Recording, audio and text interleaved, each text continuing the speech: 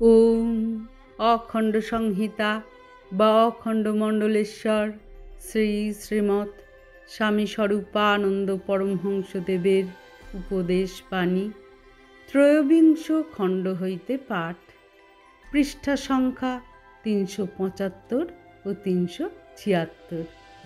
কাজ বলিতে কি বুঝি? এই সকল কথা ভালো রূপে হৃদয়ঙ্গম করিয়া তবে আমাদের কাজ ধরিতে হইবে। কাজ একবার ধরিয়া আর ছাড়া হইবে না। স্পষ্ট করিয়া বলা দরকার যে কাজ বলিতে আমি কি বুঝি।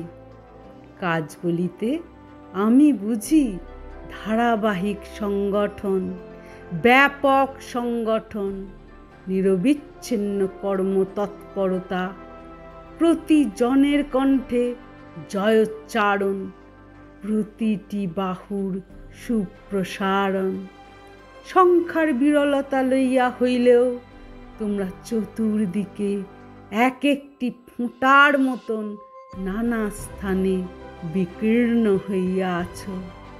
তোমরা প্রতিজনে যদি পণ করো যে আমি যেমন অবিরাম কাজ করিয়া যাইতেছি, তেমনি তোমরাও নিজ নিজ সাধ্য মতন কাজ করিবে, তবে দীর্ঘকাল সাহসের সহিত কাজটি ধরিয়া রাখার ফলে একদা এক অনুকূল পরিস্থিতির সৃষ্টি হইবে, যখন অনেক অজানা অচেনা লোক আসিয়া ঈশ্বর প্রেরিত হইয়া আমাদের স্কন্ধে স্কন্ধ মিলাইবে।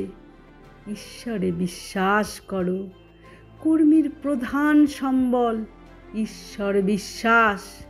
যেখানে যাহাকে দেখো বিশ্বাসভাজন ব্যক্তি বলিয়া মনে হইলেই কানে কানে শুনাইয়া দাও, আমরা বিপ্লব করিব। অস্ত্রের বিপ্লব নহে, চিন্তার বিপ্লব। রক্তের বিপ্লব নহে, আদর্শের বিপ্লব।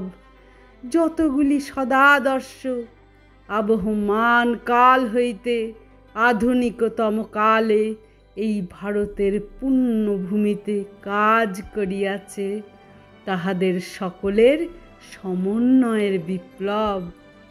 কিন্তু একাকী বিপ্লব হয় না, চাই ইহাতে লক্ষ লক্ষ নর নারীকে টানিয়া আনা।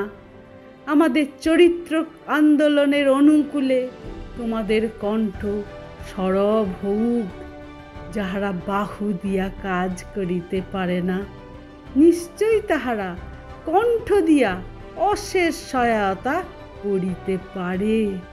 আত্মযশের কাঙ্গাল না হইয়া যে কেহ সাত্ত্বিক মনে এই ব্যাপারে নিজ কণ্ঠটির ব্যবহার করিবে। সহস্র মানুষ স্বাভাবিক আগ্রহ নিয়া তাহারই মুখের কথা সাগ্রহে শুনিবে। অন্তরে ধ্যান জমাও।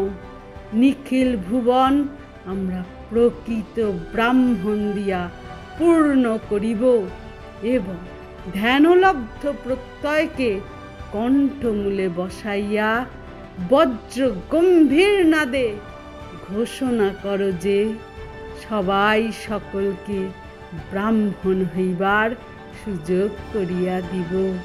সবাই ব্রাহ্মণ হইব। হরি ওম।